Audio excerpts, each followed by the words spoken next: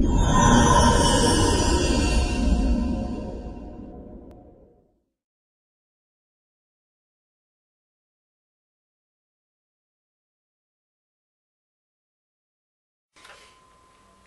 everybody, welcome to this week's edition of Sports in Otero County. I'm Rudi here with Charles Winiecki as always. Apologize for not having a video last week. We filmed it, we just didn't have, we had some technical difficulties. We saw it. We saw it, yeah. We saw it.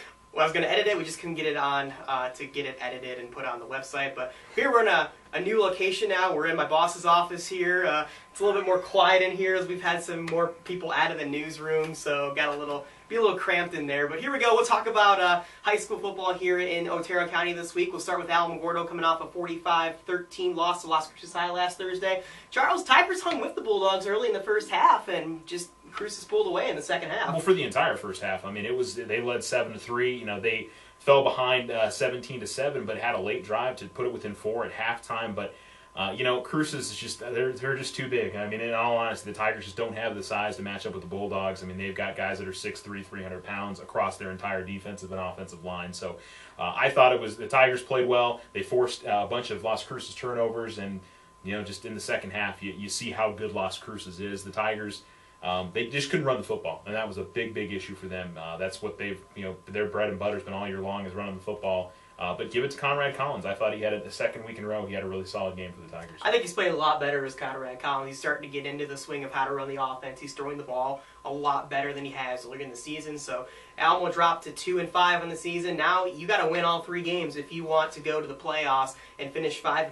You're going to have to finish second place in this district, and they get a much better Gadsden team. Gadsden is a lot better than they were last year. They're coming off a win over Onyate last Friday night, which you believe it's for the first time since 2006 Gadsden has won. It might be before that. It might be before that. I mean, it's been a long time since Gadsden has won a district game. I'm thinking maybe 2004, but I was trying to find records. kind of hard to find that. But I think Roy Garea has, of course, kicker from the Steelers back when they were in the 70s, back in that area, former NMSU kicker. He's down there coaching now in Anthony, and you know he's opened up a little bit. Aaron Gomez is a good quarterback from what I have seen. They're going to run a lot of spread. He's going to throw the ball. He was among the top, I believe, passing as well in the state for him. So Gomez is a guy you're going to want to watch. So that comes back down to the secondary as Gadsden has opened up a lot this year. Yeah, you know, this is going to be a tough game. This is the best Gadsden team I think the district's seen in probably a decade. So this is going to be a tough game for the Tigers to go down there and win. They've got to play their best. I think they'll be able to run the football on Gadsden, but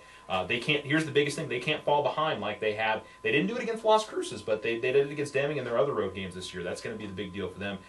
So we'll see. This is going to be the toughest challenge I think they've seen from Gadsden in quite a long time. And going down to Anthony is just a different place to go play. I mean, it's tough just to go down there already. And Gadsden's in a must-win situation, too, if they want to make the playoffs as well. So, of course, that'll be 7 o'clock kickoff Friday night in Anthony, Alamo at Gadsden. Of course, Charles has the call on ESPN 103.7 for a 6:45 kickoff. This Friday, Tularosa will be taking on Mesilla Valley Christian, the first time they'll ever play the Sun Blazers in football. Of course, this is a great basketball rivalry. But in football, you know, Tularosa coming off a 50-0 win over Lordsburg. I was a little bit surprised at that score. I thought Lordsburg could hang it a little bit closer to that. Not surprised that Tularosa won, but the way that Tularosa just defense dominated Lordsburg's offense. And Wendell Hayes only had 5 yards of, I don't know how many carries, but you know he would have had 800 yards in the season. And got to give it to the Tularosa defense on that. Now you know they're putting themselves in a prime position, hopefully for a 2 seed going in the playoffs. Yeah, they're looking good. It seems like they're fixing their turnover problems a little bit. They're getting better at that. We know how great their defense is. You know, if this is where they start to really pick it up and play as good as they're capable of, it's the right time of year. And, you know, I think Mesilla Valley's in for it again this weekend. You got to feel like Tule's the heavy favorite one more time and through the rest of their district season. Right now, they're positioning themselves for seeding, like you said, to try to get that 2 seed in the 2A playoffs. Mesilla Valley's 4-2 on the season. They beat Cobre last week. A lot of change in this program. Yes, this program won a 1A championship last year, but you know they've moved up to 2A for this year.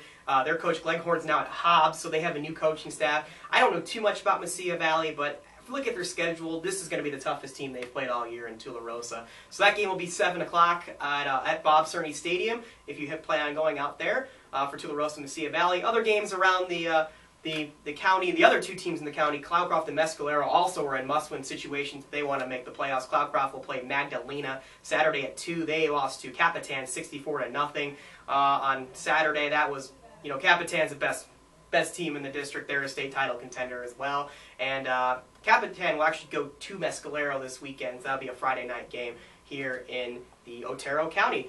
So for this week's edition of Sports and OC, we'll see you next week. Of course, you can follow us on Twitter at mrudy19. He's at CharlesW25, and like the Alamogordo Daily News Sports Facebook and ESPN 103.7's Facebook.